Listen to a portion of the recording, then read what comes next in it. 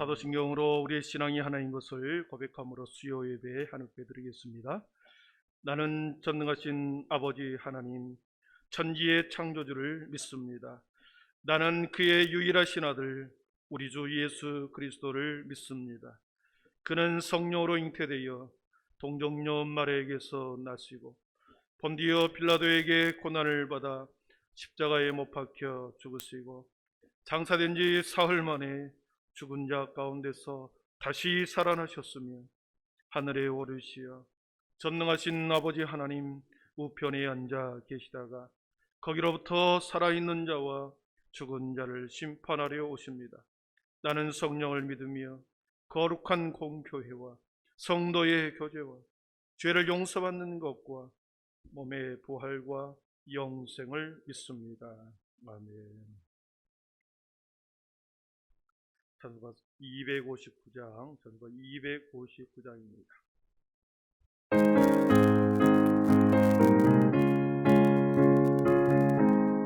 힘차게 박수치면서 청합니다. 예수 십자가의 흘린 피로써 때는 씻기어 있는 것, 더러운 죄이게 하는 능력은 잠재하는 것, 예수의 보혈로 죄는 씻기어 있는 것, 마음속에 여러 가지 죄악이 깨끗이 씻기어 있는 것, 주 예수와 만나서로들 함께 그대는 행동을 하는 것, 아무 때나 어디서나 그대는 십자가 들고 있는 것, 예수의 보혈로 그대는 씻기어 있는 것, 마음속에 여러 가지 죄악이 깨끗이 씻기어 있는 것, 주님의 쓰다시고 영접할 예복이 있는 것, 그대 몸은 거룩한 곳 천국에 들어갈 준비가 됐는 것, 예수의 보혈로 그대 씻기어 있는 것, 마음속에 여러 가지 죄악 깨끗이 씻기어 있는 것, 모든 죄의 도로 회복을 주 앞에 지금 다 벗어서 샘물같이 솟아나는 보혈로 눈보다 보이게 씻으라며, 예수의 보혈로 그대 씻기어 있는 것, 마음속에 여러 가지 죄악이 깨끗이 씻기어. 우리 3절 한번 나옵니다. 주님의 예수 다시 올 때, 다시 올 때 그대는 영접할 예복이 있는 것, 그대 몸은 거룩한 곳 천국 들어갈 준비가 됐는 것, 예수의 보혈로 그대는 씻기어 있는 것, 마음속에 여러 가지 죄악이 깨끗이 씻기어 있는 것. 임유정 원사님 기도인해 주시겠습니다.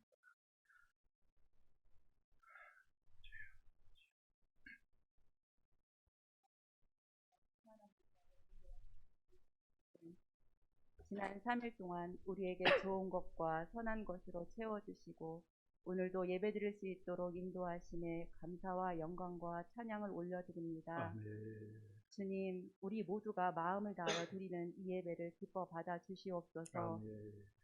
우리를 위해 십자가의 길을 걸어가신 주님, 오늘도 내 자신을 부인하고 십자가를 지고 나를 따르라고 말씀하시지만 저희들의 시간과 저희들의 계획을 포기하지 못한 채 세상 속에 분주한 삶을 살아갑니다. 주님, 저희들의 어리석은 행동과 생각과 죄를 용서하여 주시옵소서. 아멘. 하나님의 선한 뜻을 분별하고 말씀을 마음에 새기고 성령님의 단련을 통하여 영의 눈과 마음의 문이 열려 우리의 성품이 온전히 하나님께 드려지길 소망합니다. 아멘. 주님, 나라와 민족을 위해 기도합니다. 이 땅 새롭게 하여 주시옵소서. 아멘. 눈물로 기도하는 민족이 되게 하시고 나라와 민족이 하나님 앞에 회개의 역사가 있게 하여 주시옵소서. 네. 모든 나라 곳곳에서 코로나로 생명과 경제 어려움과 두려움에 처해 있으나 모든 일에 있어 하나님께서 우리와 함께 하시고 우리에게 있어야 할 것을 아시는 하나님을 구하고 의지하고 신뢰합니다. 아멘. 교회를 위해 기도합니다. 은혜 40년, 기전 40년, 네. 동서남북을 바라보라는 표어를 주셨으니 우리에게 주신 사명을 잘 감당할 수 있도록 성령 충만한 은혜를 부어 주시옵소서. 아멘. 주님, 여름 성경학교와 수련회가 준비와 진행 중에 있습니다. 성령 하나님 인도하신 가운데 다음 세대들이 하나님의 귀한 섭리를 경험하게 하시고 새로운 도전과 인생의 해답이신 오직 예수님을 만나는 시간을 허락하여 주시옵소서. 아멘. 주님, 새가족을 위해 기도합니다. 새가족이 살아계셔서 역사하시는 하나님을 만나고 교회에 잘 정착하여 선하신 하나님을 알아가고 더불어 기도하며 서로를 섬기며 하나님의 자녀로 살아가게 도와주시옵소서. 아멘. 오늘도 귀한 말씀 전하시는 담임 목사님 영육간에 강건하게 하시고 네. 성령 충만함으로 인도하시고 오늘 말씀을 통하여 하나님의 사랑과 능력이 우리에 임할 것을 믿습니다. 아멘. 항상 기뻐하라, 쉬지 말고 기도하라, 범사에 감사하라. 이것이 그리스도 예수 안에서 너희를 향하신 하나님의 뜻입니다. 명령하신 하나님, 우리에게 무엇이 우선순위가 되어야 하는지 갈망하는 모든 이들에게 역사하여 주시옵소서. 아멘. 우리의 삶의 참 주인이 되시는 우리 주 예수 그리스도의 이름으로 기도드립니다. 아멘.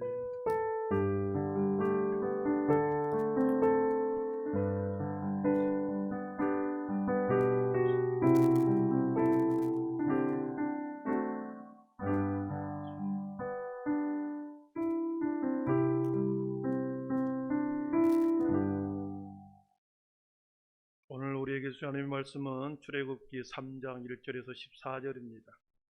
출애굽기 3장 1절에서 14절 말씀 구약성경 84쪽에 있습니다. 3장 1절에서 14절까지 우리 저와 여러분 한 절씩 서로 받들어 교독하겠습니다. 모세가 그의 장인 미디안 제사장 이드로의 양떼를 치더니 그 떼를 광야 서쪽으로 인도하여 하나님의 산 호렙에 이르매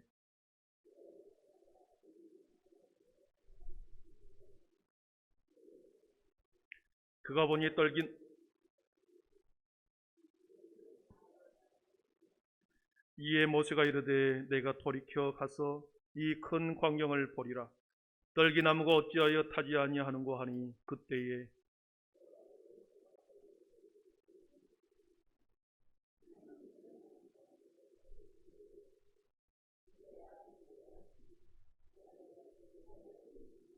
하나님이 이르시되 이리로 가까이 오지 말라. 내가 선 곳은 거룩한 땅이니 내 발에서 신을 벗으라.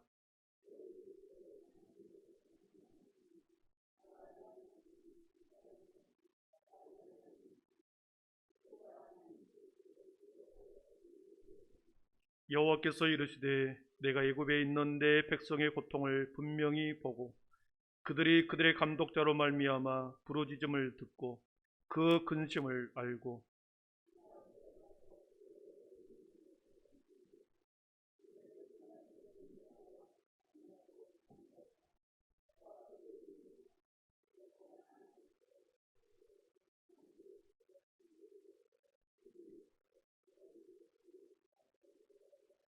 이제 가라. 이스라엘의 자손의 부르짖음이 내게 달하고 애굽 사람이 그들을 괴롭히는 학대도 내가 보았으니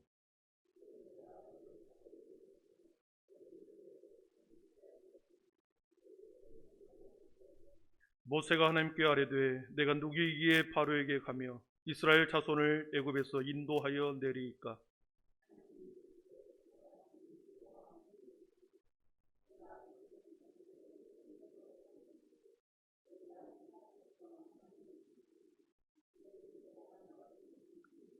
모세가 하나님께 아뢰되 내가 이스라엘 자손에게 가서 이르기를 너희의 조상의 하나님이 나를 너희에게 보내셨다 하면 그들이 내게 묻기를 그의 이름이 무엇이냐 하리니 내가 무엇이라고 그들에게 말하리이까. 하나님이 모세에게 이르시되 나는 스스로 있는 자이니라. 또 이르시되 너는 이스라엘 자손에게 이같이 이르기를 스스로 있는 자가 나를 너희에게 보내셨다 하라. 아멘. 시간에 영동 1, 2, 3구역, 우리 영동 1, 2, 3구역 나오셔서 우리 함께 찬양 올려드리겠습니다.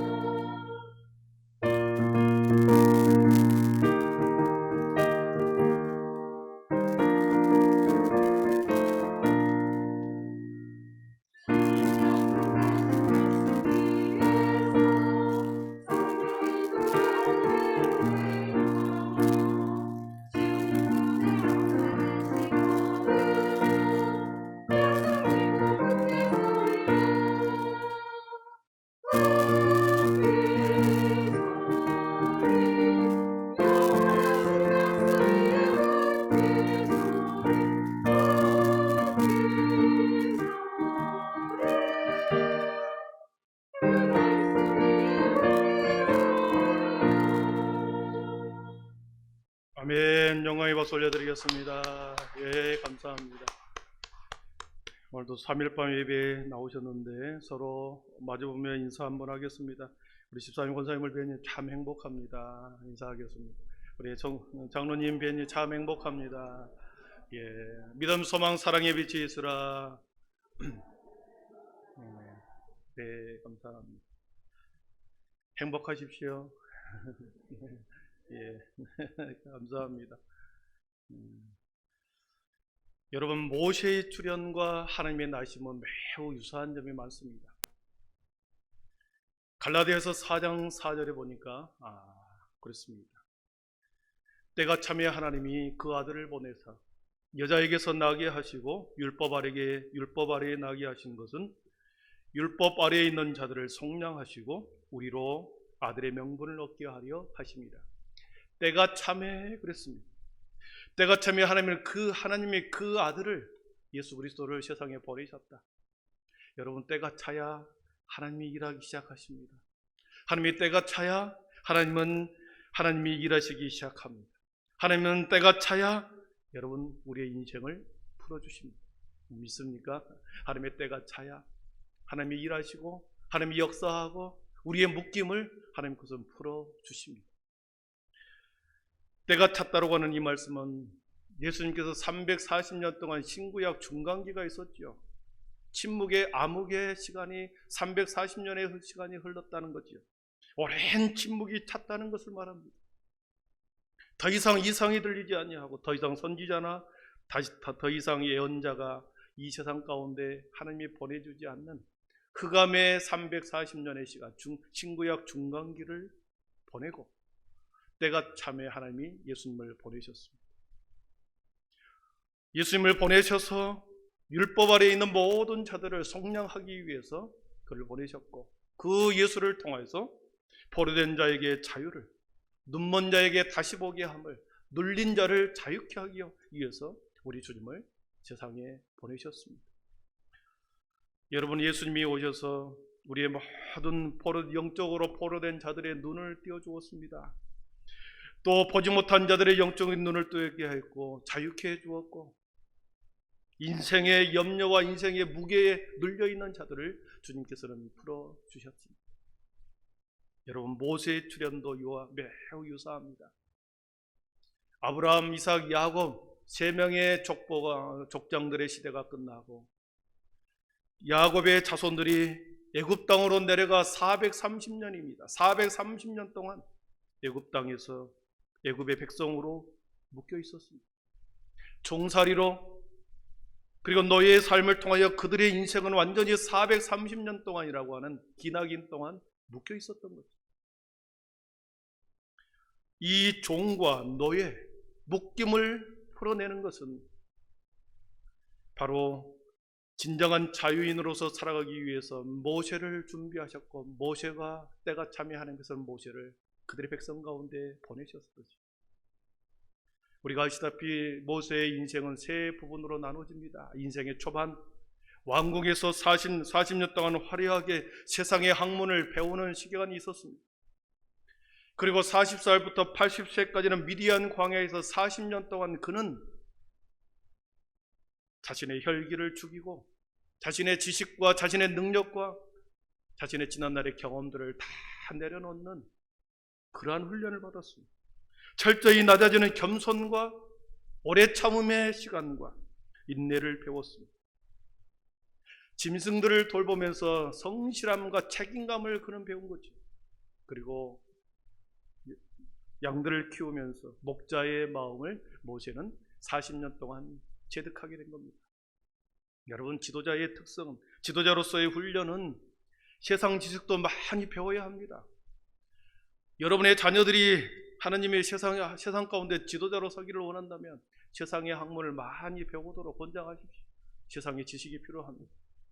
그러나 인내와 오래 참음도 필요합니다. 성실함도 필요합니다. 책임감도 필요합니다. 목자의 마음, 그 마음도 필요합니다. 그리고 오랜 침묵 속에서 깊이 깨닫는 세상을 보는 영적인 시각을 또한 가져야 되는 거죠. 그게 바로 지도자의 특성입니다. 모세는 그 어느 것 하나 부족함이 없이 80년의 시간 동안에 이것들을 체득한 것입니다. 지식, 경험, 그리고 내려놓음, 그리고 광야에서의 오랜 기다림, 성실함, 목자의 마음, 모든 것을 모세는 체득한 것입니다. 오늘 1절에 보니까 80이 되어 된 모세가 이 양떼를 이끌고 하나님의 산 호렙에 이르렀습니다. 우리 1절 같이 읽어보겠습니다. 모세가 그의 장인 미디안 제사장 이드로의 양떼를 치더니 그 떼를 산 호렙에 이름에. 아멘. 여러분, 미디안 광야 40년의 그 기간 동안에 모세를 한마디로 40년의 그 시간을 장인의 양떼를 찾다, 이 한 구절로 40년을 정리해버렸습니다. 모세의 인생 가운데서 중년의 40년의 이 기간 동안에 얼마나 많은 일들이 있었겠습니까? 얼마나 많은 삶의 이야기, 에피소드가 40살부터 80세까지 얼마나 많은 이야기들이 있었겠습니까? 그러나 성경은 장인 이드로의 양떼를 찾다, 딱 한 줄로 40년의 시간을 끝내버립니다. 아무런 기록이 없습니다. 마치 초반 왕국에서의 40년처럼 아무런 언급을 하고 있지 않습니다. 그런데 보십시오. 이 미디안 광야의 40년 동안에는 놀라운 이 모세, 하나님께서 그를 어떻게 인도하셨는지, 여러분, 거룩한 상상력을 통해서 이 40년 미디안 광야 동안에 하나님께서는 모세를 어떻게 훈련을 시켰는지 우리는 상상력을 동원해 볼 수 있습니다. 앞으로 자신의 백성들을 애굽에서 끌고 나와 신의 광야라고 하는 그 광야 가운데 40년을 빙글빙글 돌아야 합니다. 백성들과 함께 40년을 살아야 합니다. 그런데 하나님께서는 모세를 40년 동안 미디안 광야에서 미리 단련하고 훈련시켰다는 것이죠.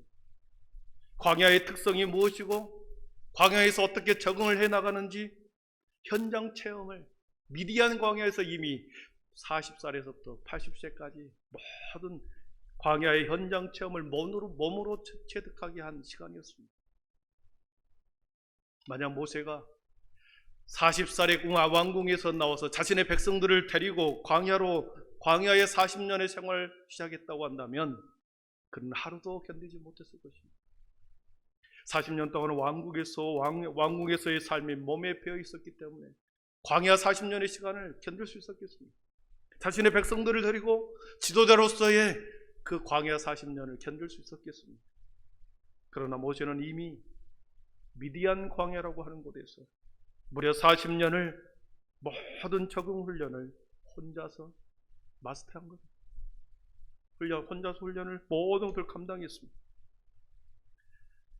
사랑하는 성도 여러분, 우리가 인생을 살다 보면 무슨 일을 해도 안 되는 때가 있습니다. 무슨 일을 해도 안 되는 시기가 있습니다. 아무리 노력을 하고 세상 말로 용을 써도 안 되는 때가 있습니다. 모세의 처가살이 할 때가 바로 모세가 그런 인생이었죠. 40년 동안 무엇을 해도 아무것도 얻지 못하는 40년의 시간이었습니다. 자신의 가축도 아니고 장인의 양떼를 무려 80살이 돼서까지 장인 이드로의 양떼를 치고 있었습니다. 가장으로서 시간만 낭비하는 것처럼 무능한 인간처럼 비춰줄 수 있습니다. 그런데 보십시오. 하나님은 모든 인생에 있어서 반드시 씨를 뿌리는 시간이 있으면 한여름에 그 씨가 자라서 뜨거운 태양과 비바람을 맞는 시간이 걸쳐야 가을에 열매를 맺는 때가 있는 거죠. 인생에서 똑같습니다. 아무리 열심히 노력해도 하나님의 때가 차지 않으면 우리가 수고하고 노력해도 하나님이 그 인생의 시련과 아픔과 훈련의 시간, 기다림의 시간, 그 성숙의 시간을 지나지 않으면, 숙성의 시간을 거치지 않으면 인생의 열매를 거둘 수 없다는 거죠.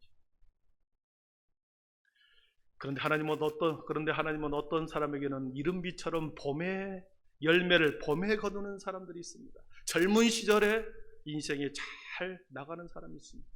또 어떤 사람은 늦은 비처럼 늦가을에 인생의 후반에 들어서 거둬들이는 사람들이 있죠. 또 어떤 사람은 한겨울의 에델바이스와 같은 항월에 아름답게 피는 꽃이 있습니다. 젊어서 나이 들어서 노년에 어떤 때일지는 모르지만 사랑하는 성도 여러분, 반드시 그것만은 우리가 붙들어야 합니다. 내 인생도 반드시 하나님께서 열매를 맺어주신다. 내 인생도 하나님이 반드시 붙들고 계신다. 이 믿음만은 여러분 갖고 계십시오. 언젠가는 하나님의 때가 차면 내 인생도 하나님께서 주님의 사명을 이루어 주실 것이다. 귀히 쓰실 것이다. 라고 하는 이 믿음을 붙들고 여러분 살아갈 때 지금 열매를 맺지 못한다 할지라도 반드시 하나님의 때가 차면 모세처럼 수많은 믿음의 선진들처럼 하나님께서는 여러분의 인생과 자녀들을 쓰실 줄 믿습니다. 미디안 광야에서 힘든 40년의 시간을 다 보냈습니다. 하나님의 시간이 찼습니다. 드디어 마침내 하나님과 대면할 때가 되었습니다. 모세 앞에 하나님이 직접 현현하셨습니다. 오늘과 똑같은 양떼를 몰고 그가 도착한 곳은 하나님의 산 호렙산에 도착합니다. 우연히 모세가 그곳으로 가는 것처럼 보였으나 하나님께서는 그의 발걸음을 인도하고 하나님의 때가 찼기 때문에 그를 호렙산으로 인도한 거죠. 3절에 보니까 그러면서 2절에 보니까 그 불꽃 가운데서 떨기나무 불꽃 가운데서 하나님께서는 그 가운데 여호와의 사자가 그 가운데 나타나기 시작했습니다. 여러분, 광야에서 이 떨기나무는 연약한 자풀에 불과합니다. 그래서 광야의 뜨거운 햇빛에 갑자기 불이 타버리는 그런 일들이 많이 벌어졌습니다. 갑자기 불에 타 사라지는 연약한 가시덤불입니다. 그런데 모세 앞에 그 떨기나무가 활발 타오르고 있는 거죠. 꺼지지 않고 있습니다. 그 불꽃 가운데서 우리 하나님이 자신을 나타내 보이고 있습니다. 여기에 중요한 신학적인 의미가 들어있습니다. 여러분, 연약한 가시떨기나무는 고통 속에 있는 이스라엘 백성들을 의미합니다. 고통 가운데 종소리했던 그 고통 가운데 있던 자신의 백성들을 연약한 가시떨기, 그것을 상징합니다. 고통 가운데서 떨고 있는 자신의 백성들 가운데 고통의 현장에서 하나님의 구원을 계시하는 분으로, 고난받는 자의 부르짖음을 듣는 분으로, 불꽃 가운데서 나타나는 모습으로, 가시떨기 불꽃 가운데서 나타나시는 하나님으로 보여주신 것입니다. 이제 그들이 바로 2장 23절 이하의 그들의 고통과 그들의 탄식과 부르짖음과 그들의 부르짖는 소리가 하나님 앞에 상달되었다라는 표현이 나옵니다. 2장에. 그 하나님께서 그 부르짖는 소리를 들었기 때문에, 이제 때가 찼기 때문에 하나님은 자신의 백성들을 그곳에서 구원하기 위한 하나의 예표로 모세를 떨기나무 불꽃 가운데 자신의 모습을 보여주어 그것을 상징적으로 보여준 사건이었습니다. 모세를 그 불꽃 가운데 나타나신 그때에 여호와 하나님이 모세를 부르십니다. 4절에 보니까 모세야 모세야 부르십니다. 내가 여기 있습니다. 여러분, 사람의 이름을 부른다는 것은 무슨 뜻이겠습니까? 사람의 이름을 부른다.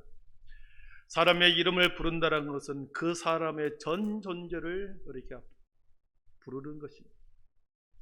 그 사람의 과거의 삶, 그동안에 살아왔던 모든 삶의 내용들, 영광의 순간, 기쁨의 순간, 인내의 시간, 아픔의 시간, 슬픔의 모든 시간들, 그 모든 것을 그대로 부른다는 것이죠.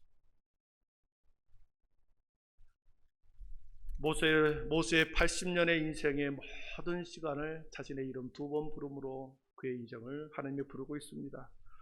예, 제가 여기 있습니다. 하나님과 모세가 만나는 순간입니다. 우리 5절을 어머니 같이 읽어보겠습니다. 5절입니다.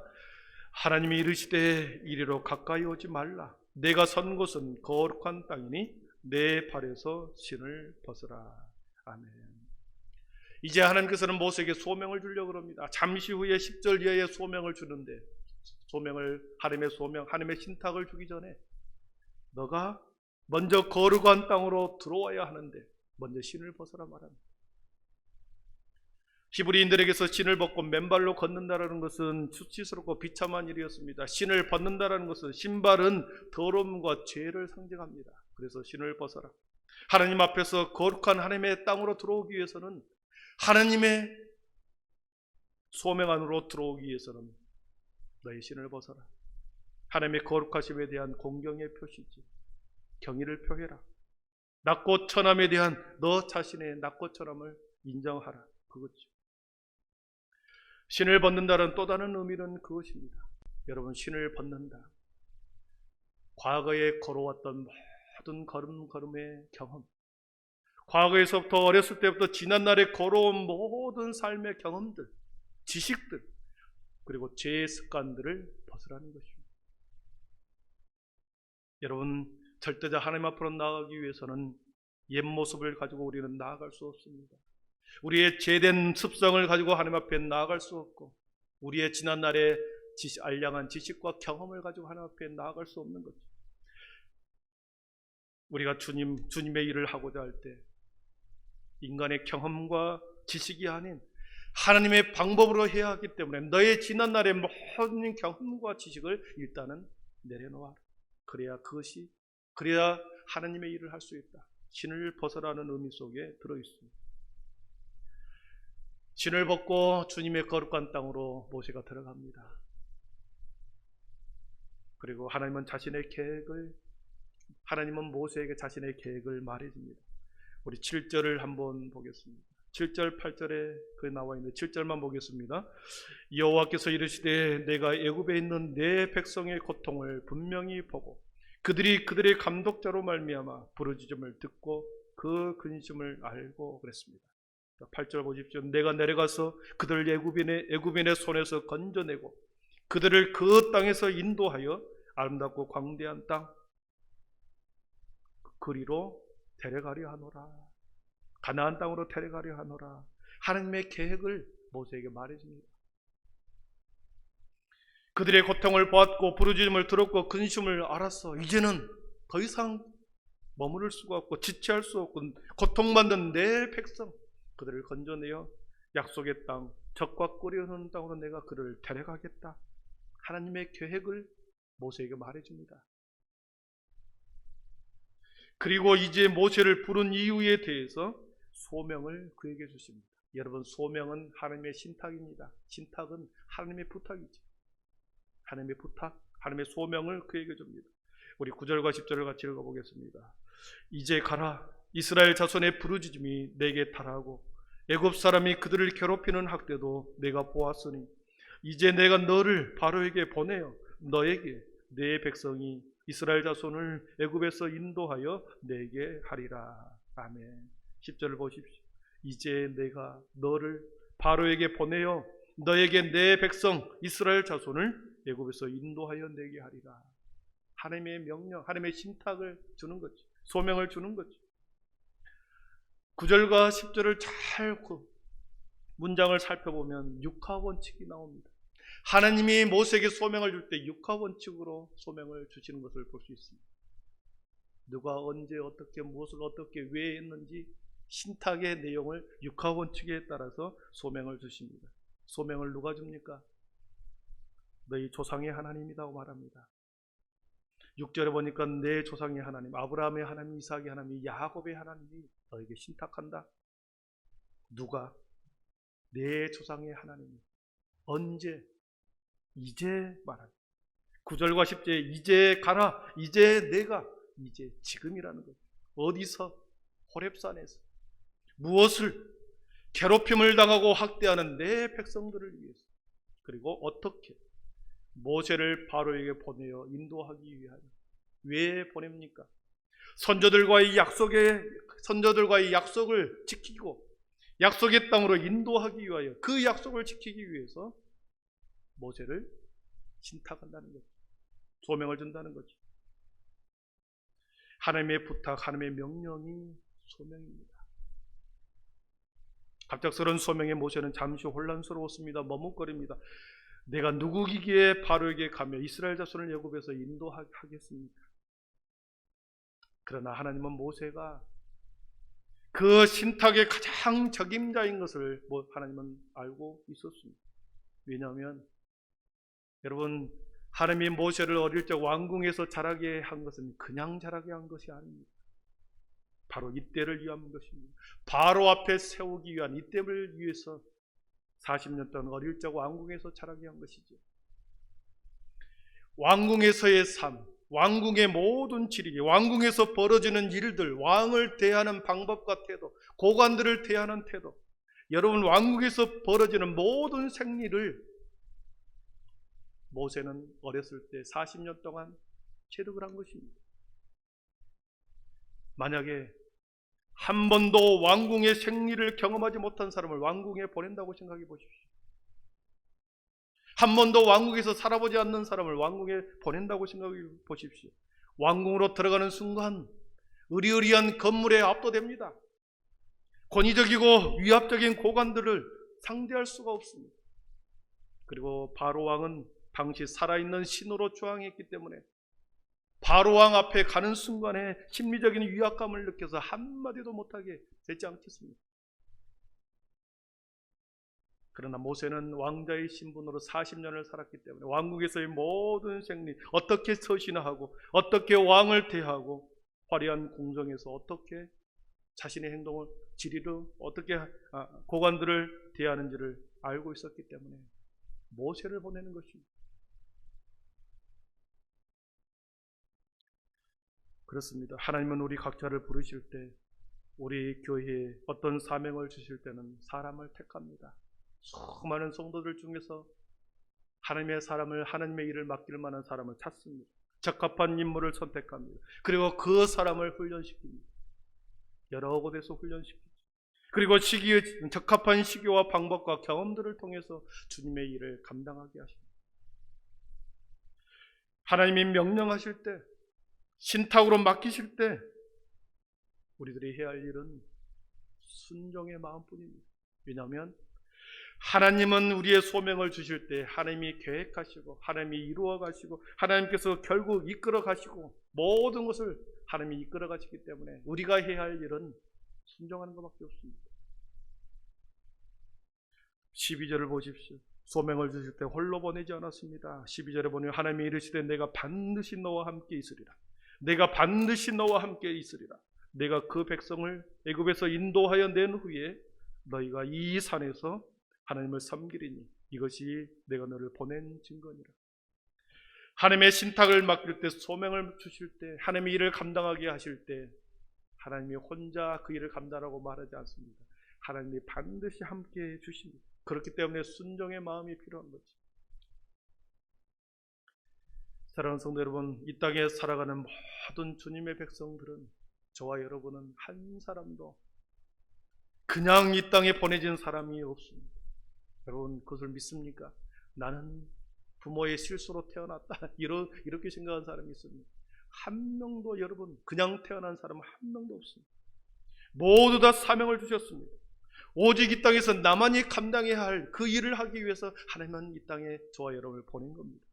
내가 아니면 할 수 없는 그 일, 내 눈에 들어오고 내가 저 일을 감당해야 되겠다라는 거룩한 마음, 그것을 통하여 우리는 사명을 깨닫습니다.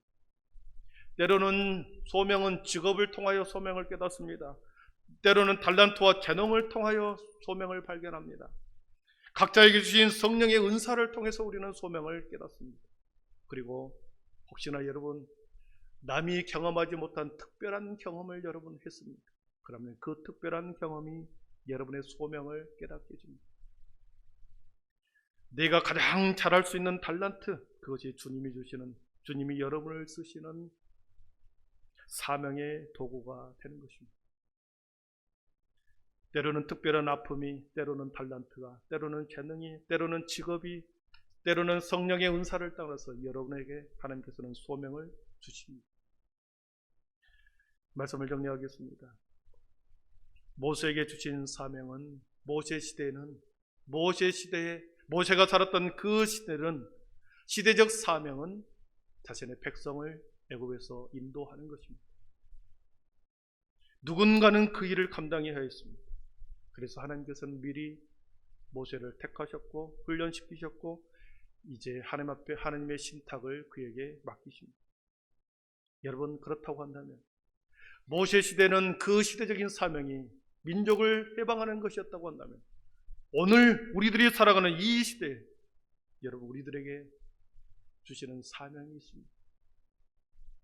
이 시대에 감당해야 할 우리 성도들과 우리 교회가 감당해야 할, 이 시대에 감당해야 할 사명을 주십니다. 성도들의 삶을 통해서 우리는, 우리 교회를 통해서 이 시대에 하나님께서는 새로운 역사를 쓰시고자 하는 하나님의 뜻이 있습니다. 한 비전 안에, 한 공동체 안에, 우리 한빛교회 안에 여러분을 모아주시는 이유는 그 비전을 따라서 그 비전을 공유하고 하나님의 뜻을 이루라는 하나의 일치된 시대의 우리들의 부르심입니다. 세상에서 먹고 마시고 즐거움을 위해서 살아가는 것이 아니라 하나님의 사명과 교회에 주신 사명을 이루라고 하는 시대적인 사명이 있습니다. 코로나 전국이 끝나갈 때 우리는 엄청난 목회 환경과 신앙생활의 변화가 있을 것입니다. 더 강력한 도전이 올 것이고 사람들의 영혼은 더 강팍해질 것이고 사랑은 더 식어질 것이고 그리고 사람들은 돈을 더 사랑하게 된다. 분명히 말했습니다. 사랑은 식어가고 영적인 공격은 더 심하게 일어나고 사람은 돈을 더 사랑하게 될 것이다. 교회와 복음에 대해서 더욱더 강력한 도전이 분명히 이제 올 것입니다. 바로왕이 통치했던 애굽의 하나님의 백성들은 울부짖었습니다. 더욱 부르짖는 소리가 커졌습니다. 해방의 때가 가까워 올수록 그들이 애통하는 소리가 더 컸습니다. 사랑하는 성도 여러분, 코로나가 끝난 이후에는 이 고통의 소리, 애통하는 소리, 부르짖는 소리가 더 커질 것입니다. 우리는 그때를 준비해야 합니다. 지금 우리는 깊은 어둠의 시간 속에서 지금 하나님의 뜻이 어디 있는가를 분별해야 하고 우리 각자를 향한 하나님의 사명이 무엇인지를 다시 확인해야 합니다. 그래서 하나님께서는 이 시대에 우리 교회와 여러분의 인생 가운데서 새로운 역사, 새로운 시대를 준비하도록 우리들에게 한 공동체 안에서 새로운 사명을 주신 줄 믿습니다. 우리 함께 그 주님, 이 시대에 우리에게 주시는 그 시대적 사명을 함께 이루어가는 우리 모두 되기를 축원합니다. 기도하겠습니다. 사랑의 하나님 감사합니다. 모세를 통하여 그 시대에는 그 시대적 사명은 민족을 해방하는 것이었고 오늘 우리들이 살아가는 이 시대에는 주님 코로나 시대가 모든 끝난 후에 복음의 다시 확산을 위해서 또 하나님 교회의 영광을 위해서 더 많은 도전을 더 많은 아버지 하나님의 아픔을 더 많은 공격들을 다가올 때에 주님 그 모든 공격과 아픔과 모든 시련을 견뎌내고 이 시대에 우리에게 주시는 교회적 사명과 우리에게 주시는 사명을 우리가 믿음을 따라 함께 연합하여 그 일들을 이루어내 가야 할 사명이 있습니다. 한 사람도 주님 아버지 하나님 자신의 사명을 뿌리치지 않게 하시고 더 깊이 더 주님과 함께 교회와 함께 우리의 사명을 다시 한번 새롭게 하여 주셔서 새 역사를 써가는 우리 모든 일에 한마음 되게 하여 주시옵소서. 예수님의 이름으로 기도하옵나이다. 아멘. 여호와께 돌아가자. 우린 돌아서도 그는 변치 않네.